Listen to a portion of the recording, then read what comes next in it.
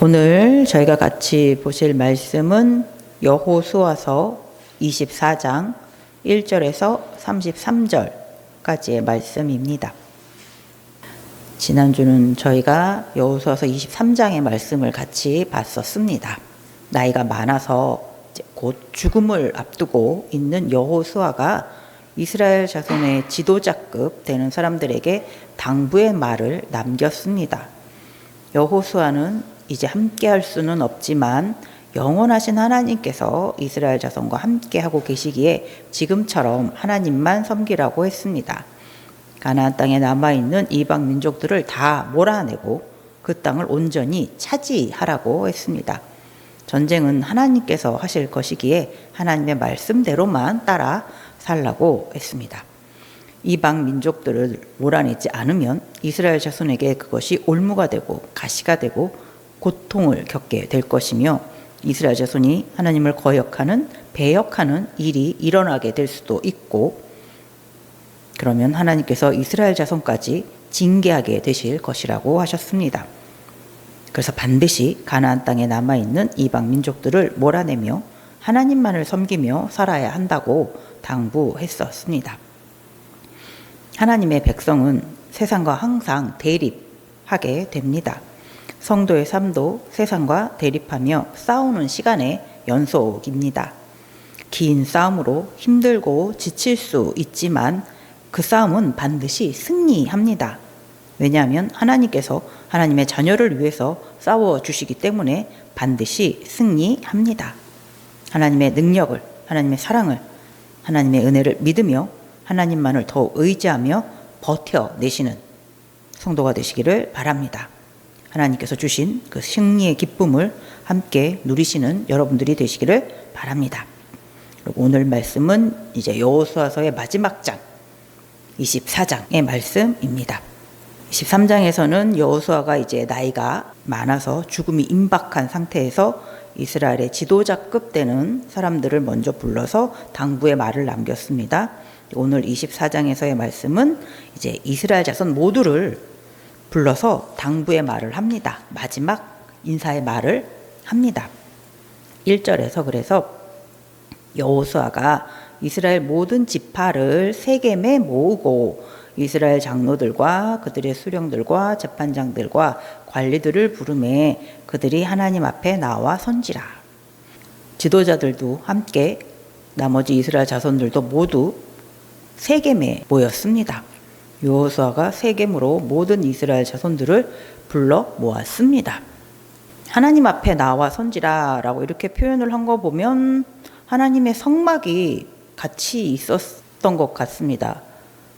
근데 성막은 이 당시에는 실로에 있었다라고 했었는데 성막을 옮겼을 수도 있고요. 왜 세겜으로 불렀을까요? 하나님 앞에 나와서 해야지 되는 거라면 실로에 하나님이 성막이 있는 상황이었으니까 실로에 모이라고 했었어도 됐을 텐데 세겜에 모이라고 했습니다. 그래서 여호수아가 세겜으로 이스라엘 자손들을 모이게 했습니다. 뒤에 32절에 보면 세겜은 이런 곳이기도 해요. 또 이스라엘 자손이 애굽에서 가져온 요셉의 뼈를 세겜에 장사하였으니, 요셉의 뼈가 장사된 곳이 이 세겜입니다. 세겜은 야곱이 100크시타를 주고 세겜에 있던 사람을 통해서 샀습니다. 원래 야곱의 땅이죠. 그리고 그 땅을 하나님께서는 요셉의 후손에게 기업으로 주셨어요. 므낫세 반 지파에게 기업으로 주셨습니다. 그 땅에 이제 요셉을 장사합니다. 그리고 이 세겜이 어떤 지역이냐면 에발산 그리고 그리심산, 이 산이 혹시 기억이 나시나요? 신명기에서 하나님께서 이스라엘 자손이 가나안 땅에 들어가게 되면은 에발산에 큰 돌을 세우라고 하셨습니다. 그곳에 하나님의 말씀을 기록하라고 하셨어요. 에발산에서 살짝 아래에 있는 곳이 세겜입니다. 그리심산은 그 세겜에서 조금 아래, 그러니까 그리심산과 에발산 가운데가 세겜이었어요. 신명기 27장 3절 4절 보면 요단을 건넌 후 이 율법의 모든 말씀을 그 위에 기록하라.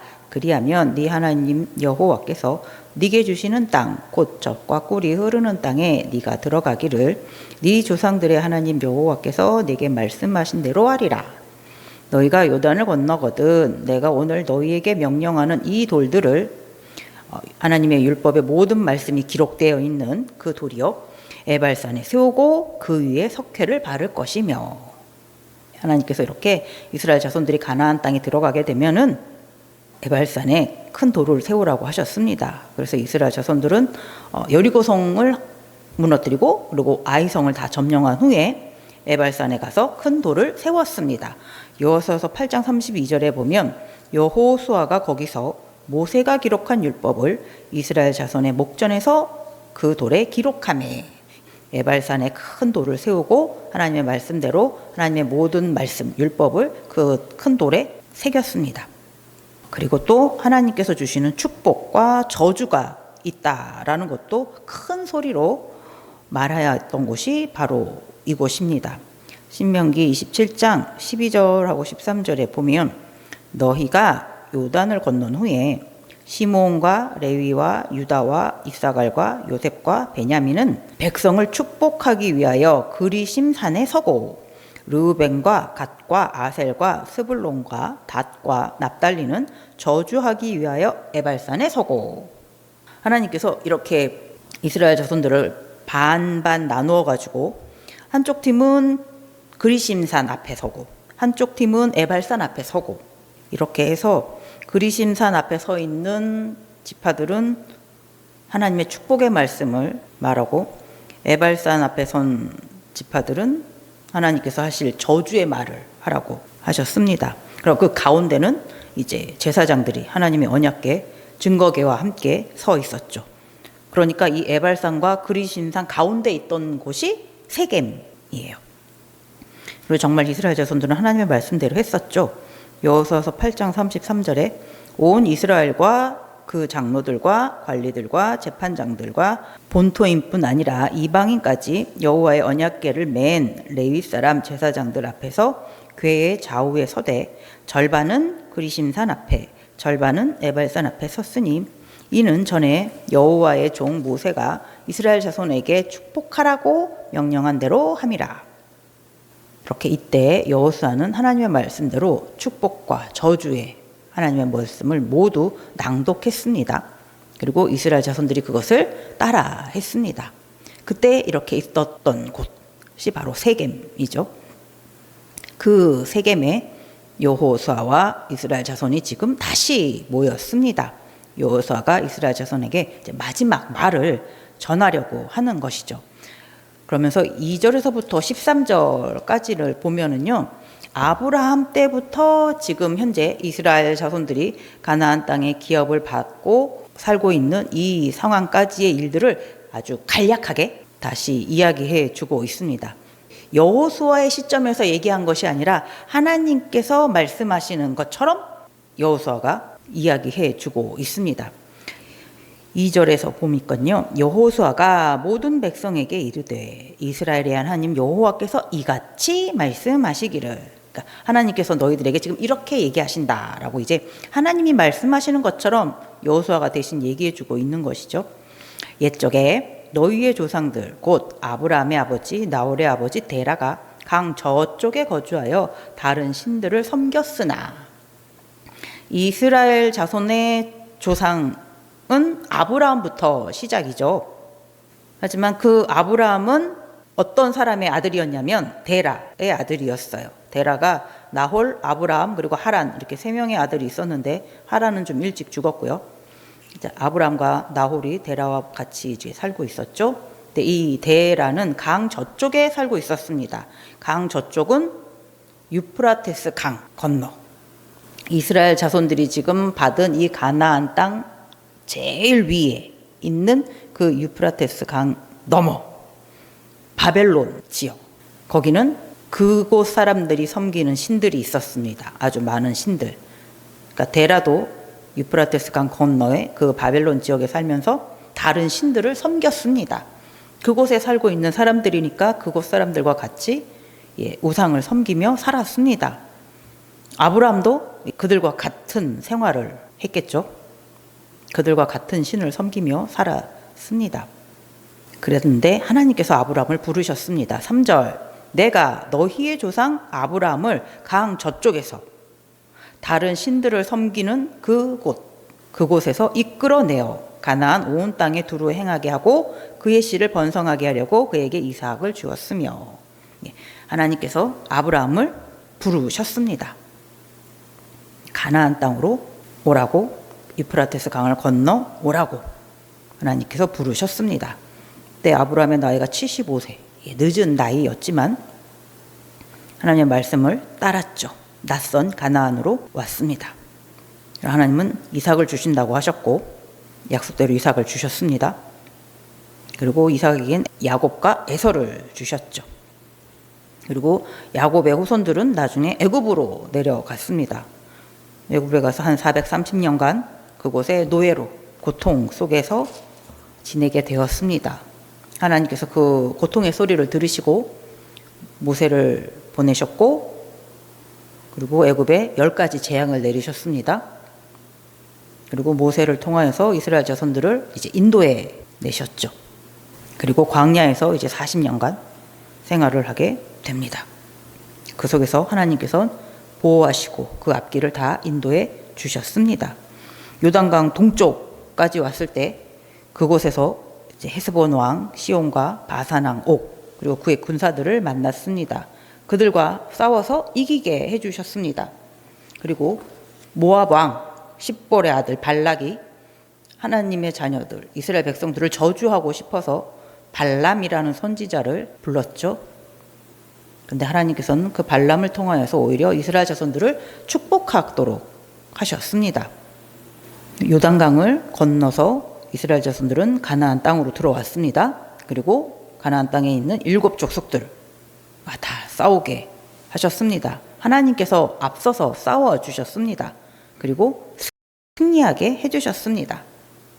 그리고 가나안 땅, 그 넓은 땅, 젖과 꿀이 흐르는 땅 약속대로 기업으로 이스라엘 자손들에게 다 주셨습니다. 13절 보니까 내가 또 너희가 수고하지 아니한 땅과 너희가 건설하지 아니한 성읍들을 너희에게 주었더니 너희가 그 가운데 거주하여 너희는 또 너희가 심지 아니한 포도원과 감람원의 열매를 먹는다 하였느니라. 하나님께서 말씀하신 대로 이스라엘 자손들은 수고하지 않고 땅을 얻었습니다. 건설하지 않은 성읍들을 얻었습니다. 심지도 않았지만 풍성한 포도원도 얻게 되었습니다. 심지 않았는데 감람원의 열매도 얻을 수 있게 되었습니다. 하나님께서 이렇게 약속하신 대로 이스라엘 자손들이 다 얻을 수 있게 되었습니다. 하나님은 이렇게 약속하신 대로 다 해주셨습니다.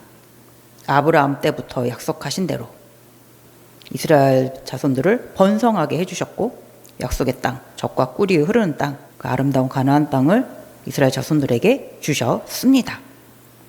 이 말이 이대로 이루어졌는지 안 이루어졌는지 이 이야기를 듣고 있는 이 세겜에 모인 이스라엘 자손들은 잘 알고 있을 거예요. 본인들이 바로 그 증인이니까, 당사자들이니까요.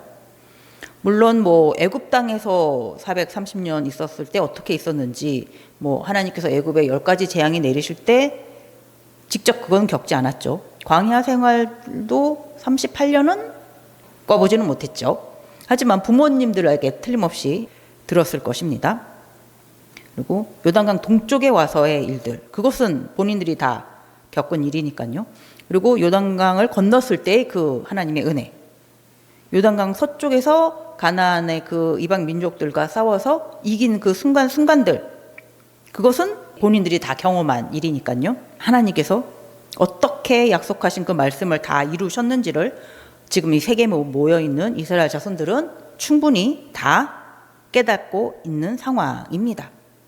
이스라엘 자손의 조상 아브라함은 우상이 가득한 곳에서 있었습니다. 하나님께서 아브라함을 선택하셨습니다. 부르셨습니다. 그리고 그곳에서 약속의 땅으로 인도하셨습니다. 하나님께서 택하신 땅으로 인도해 주셨습니다. 또한 하나님은 이스라엘 자손도 애굽에서 인도해 주셨습니다. 약속의 땅으로 인도해 주셨습니다. 광야에서 인도해 주셨습니다. 요단강 동쪽 아모리 족속과의 싸움에서도 인도해 주셨습니다. 언약의 땅으로 하나님께서 인도해 주셨습니다. 요단강 서쪽 이방 민족들 속에서도 하나님께서는 그 언약 안으로 이스라엘 자손들을 인도해 주셨습니다. 이제 여호수아는 나이가 많아 곧 죽게 됩니다. 여호수아의 뒤를 이은 새로운 지도자 모세와 같은 여호수아와 같은 지도자는 이제 없습니다. 여호수아가 떠난 후에 남은 이스라엘 자손들은 이제 어떻게 살아야 할지 여호수아가 남겨져 있는 이스라엘 자손들에게 당부를 합니다. 14절에 이렇게 말을 합니다. 그러므로 이제는 여호와를 경외하며 온전함과 진실함으로 그를 섬기라. 하나님만을 경외하며 하나님을 온전한 마음으로 진실한 마음으로 하나님만을 섬기라 라고 말해주고 있습니다. 너희의 조상들이 강 저쪽과 애굽에서 섬기던 신들을 지워버리고 여호와만 섬기라. 어떻게 하나님만을 섬겨야 하냐면 너희 조상들 아브라함이 있던 곳, 데라가 있던 곳, 강 저쪽 유브라테스 강 너머에 그 바벨론 지역에 우상들을 섬겼었던 너희 조상들, 그 우상들을 버리고 또 애굽에서 너희 조상들이 섬겼었던 그 우상들을 버리고 오직 여호와만 섬기라. 그런데 15절에 보면 이렇게 말을 합니다. 만일 여호와를 섬기는 것이 너희에게 좋지 않게 보이거든 너희는 선택해도 된다라고 말하고 있어요. 14절에서는 너희는 여호와 하나님만을 경외하며 하나님만을 온전함으로 진실함으로 섬겨야지 된다라고 말하는데 15절에서는 근데 그게 너무 힘들면 그러고 싶지 않으면 선택해라 라고 말하고 있어요. 15절을 다시 읽어보면요. 만일 여호와를 섬기는 것이 너희에게 좋지 않게 보이거든 너희 조상들이 강 저쪽에서 섬기던 신들, 그 우상들이죠. 또는 너희가 거주하는 땅에 있는 아모리 족속의 신들이든지 그러니까 지금 이스라엘 자손들이 살고 있는 요단강 서쪽이든지 요단강 동쪽이든지 이방 민족들이 섬기고 있는 그 신들 너희가 섬길 자를 오늘 택하라. 너희의 옛날 조상 아브라함의 아버지 데라가 있었던 그곳의 우상들을 섬기든지 아니면 지금 너희가 거주하는 곳에서 너희와 아직 같이 살고 있는 남아있는 그 이방 족속들이 섬기는 그 신들을 섬기든지 오늘 결정해라. 오늘 택해라. 하나님을 섬기든지 우상들을 섬기든지 선택해라 라고 얘기하고 있어요. 여호수아가 왜 이렇게 선택하라라고 했을까요? 그럼 선택해도 된다? 하나님을 섬기든지 우상을 섬기든지 그냥 우리가 원하는 대로 선택해도 된다. 그러니까 선택해 라고 하는 말이었을까요? 그건 아니죠. 선택하라 했으면 이제 이렇게 이쪽과 이쪽을 평가해 보겠죠. 그러면 하나님이 어떤 분이신지를 더 잘 깨닫게 될 것입니다. 그 시간을 갖게 한 거죠. 그러면서 정작 자기는 이렇게 얘기하고 있습니다. 15절 맨 끝에 보면 오직 나와 내 집은 여호와를 섬기겠노라 하니 나 여호수아는 그리고 나의 집안은 하나님만을 섬기겠다. 이렇게 미리 말하고 있습니다. 아브라함 때부터 가나안을 기업으로 받게 된 지금까지 하나님께 하신 그 약속 그리고 그 약속을 지키신 하나님의 능력을 이스라엘 자손들이 다 알고 있다면 하나님이 아닌 다른 신, 우상을 섬길 수 없습니다. 그것을 온전히 깨닫도록 하려고 이렇게 말을 해주고 있는 거죠. 하나님만을 섬겨야 한다. 이것을 약간 반어법으로 이렇게 말해주고 있습니다. 여호수아의 질문에 이스라엘 자손들이 대답을 합니다. 16절에 백성이 대답하여 이르되 우리가 결단코 여호와를 버리고 다른 신들을 섬기지 아니하오리니 이스라엘 자손들이 하나님만을 섬기겠습니다 라고 대답을 합니다. 하나님께서 우리를 지금까지 어떻게 어떻게 인도해 주셨는지, 보호해 주셨는지 우린 다 알고 있기에 우리는 하나님만을 섬기겠습니다 라고 대답을 합니다. 이 대답을 들은 여호수아가 칭찬을 해줘야겠죠? 근데 19절 보면 칭찬을 하지 않아요. 여호수아가 백성에게 이르되 너희가 여호와를 능히 섬기지 못할 것은, 아까는 너희는 하나님만을 섬겨라 라고 여호수아가 말했죠. 그래서 예, 우리는 하나님만을 섬기겠습니다 라고 이스라엘 자손들이 대답했습니다. 그러면 여호수아가 그래, 너희가 대답한 대로 하나님을 앞으로 잘 섬겨라 라고 말하면 되는데, 여호수아가 너희는 능히 하나님을 섬기지 못할 거야 라고 지금 얘기하고 있습니다. 19절 다시 읽어보면요, 여호수아가 백성에게 이르되 너희가 여호와를 능히 섬기지 못할 것은, 너희들은 능히 하나님을 섬기지 못할 거야 라고 말하고 있습니다. 하나님을 섬기는 일은 너희들이 우린 하나님을 잘 섬기겠습니다 라고 이렇게 각오한다고 해가지고, 다짐을 한다고 해가지고 그게 그렇게 잘 섬겨지는 일은 아니다 라는 거죠. 왜냐하면 중간쯤 보면은요, 하나님은 거룩하신 하나님이시요 질투하시는 하나님이시니 너희의 잘못과 죄들을 사하지 아니하실 것임이라. 예, 하나님은 거룩하신 분이고 질투하시는 분이십니다. 그래서 이스라엘 자손들이 만약에 하나님 앞에서 잘못을 하게 된다면, 죄를 짓게 된다면 하나님은 그냥 사해 주실 분이 아니시기 때문이죠.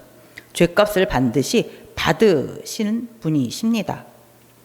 20절에 너희가 이런 죄를 지으면, 만일 너희가 여호와를 버리고 이방 신들을 섬기면, 너희가 하나님만을 섬기겠다고 해서 그렇게 말을 했지만 너희가 하나님을 버리게 된다면, 이방 신들을 섬기게 된다면, 하나님께서 먼저 너희에게 복을 주셨다 할지라도 하나님께서 그 마음을 돌이키셔서 너희에게 재앙을 내리실 것이다, 너희들을 멸하실 것이다, 너희들에게 징계가 있을 것이다 라고 이야기해 주고 있습니다. 왜냐하면 하나님은 거룩하신 분이시기에 너희의 죄를 모른 척하지 않으실 것이다. 하나님은 질투하시는 하나님이시기에 너희가 하나님 이외에 다른 신들을 섬기는 것을 그냥 보고만 계시지 않으실 것이다. 하나님을 섬기는 것은 그냥 말로 섬기겠다고 다짐하면 되는 것은 아닙니다. 하나님을 섬기는 일은 하나님을 경외하며 온전한 마음으로 진실함으로 섬겨야 하기 때문입니다. 온전하지 않으면 하나님은 죄를 물으십니다. 그런데도 너희가 하나님을 섬기겠느냐라고 여호수아가 다시 묻습니다. 21절에 다시 대답을 하죠. 백성이 여호수아에게 말하되 아니니이다, 우리가 여호와를 섬기겠나이다 하는지라. 예, 다시 한번 이스라엘 자손들이 예, 그래도 우리는 여호와 하나님만을 섬기겠습니다 라고 다시 대답을 합니다. 여호수아가 그래, 그러면 너희가 너희의 증인이다, 스스로 증인이 되었느니라. 예, 우리가 우리의 증인입니다 이렇게 대답을 합니다. 그러니까 우리가 한 이 말을 책임지겠습니다 라는 거죠. 꼭 하나님만을 섬기면서 살겠습니다 라고 말을 합니다.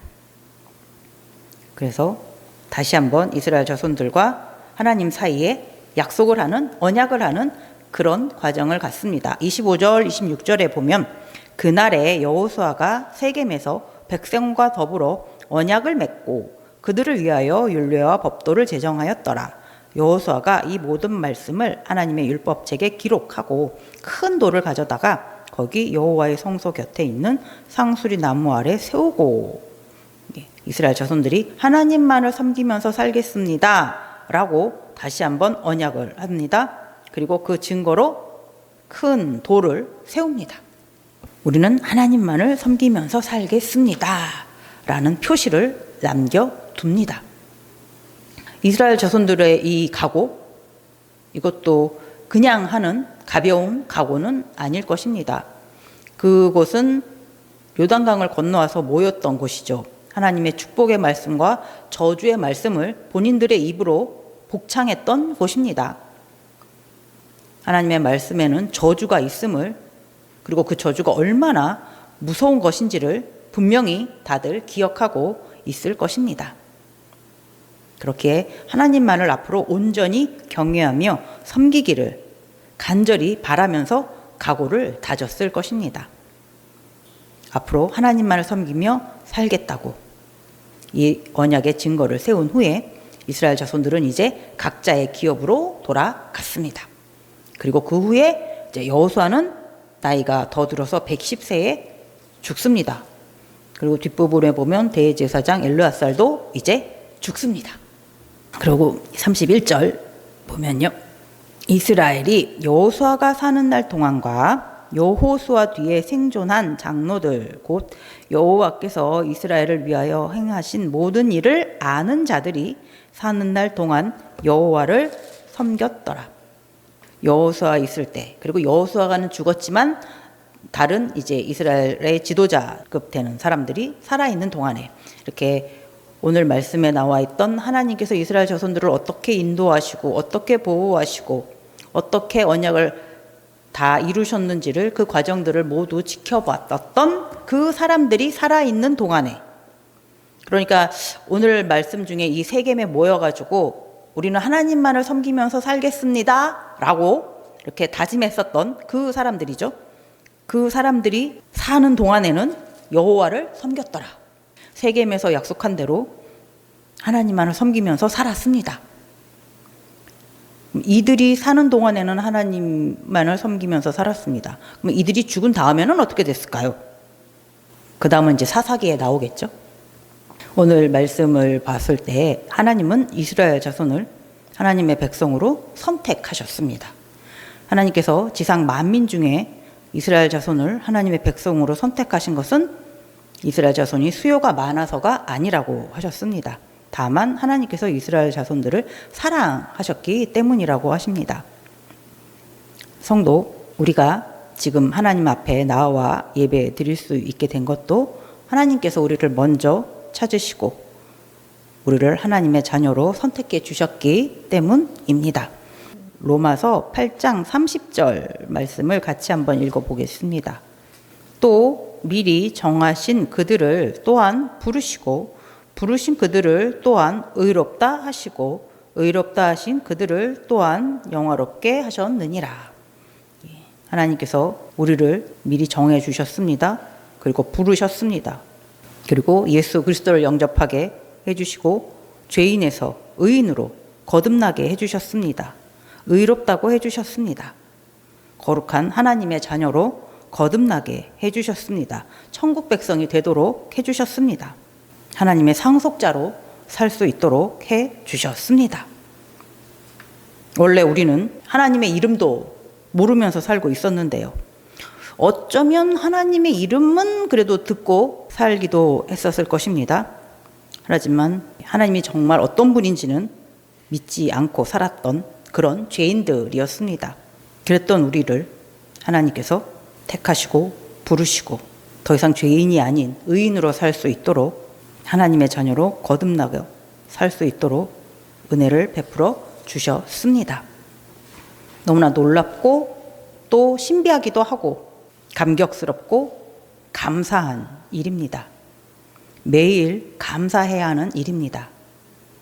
그렇게 우리는 또한 매일 선택해야 합니다. 세상과 하나님 중에서 하나님을 선택해야 합니다. 내가 너무 아끼는 것과 하나님 중에서 하나님을 선택해야 합니다. 내가 너무 원하는 것과 하나님 중에서 하나님을 선택해야 합니다.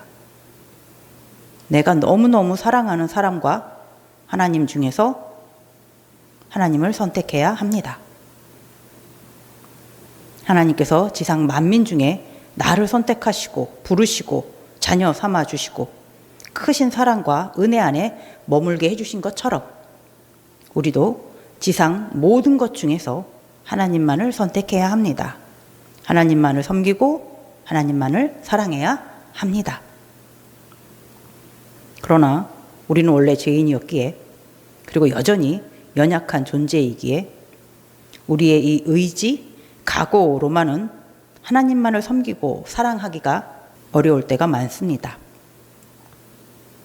하지만 걱정하지 않아도 됩니다. 왜냐하면 하나님께서 우리를 부르시고 자녀 삼아 주신 것처럼 하나님께서 우리를 붙잡아 주시면 우리는 하나님만을 온전히 섬기면서 살 수 있습니다. 로마서 8장 28절도 같이 한번 읽어보겠습니다. 우리가 알거니와 하나님을 사랑하는 자, 곧 그의 뜻대로 부르심을 입은 자들에게는 모든 것이 합력하여 선을 이루느니라. 하나님께서 부르신 자녀, 하나님께서 사랑하시는 자녀들, 하나님께서는 항상 하나님의 자녀들과 함께 하십니다. 그리고 하나님의 자녀가 선을 이룰 수 있도록 하나님께서 모든 것을 합력하도록 하십니다. 하나님은 하나님의 자녀가 하나님만을 경외하고 하나님만을 섬기며 하나님만을 사랑하며 살기를 바라십니다. 그래서 하나님께서 하나님의 의로운 오른손으로 오늘도 성도들을 붙잡고 계십니다. 하나님의 손을 꼭 붙잡고 동행하는 여러분들이 되시기 바랍니다. 기도하겠습니다.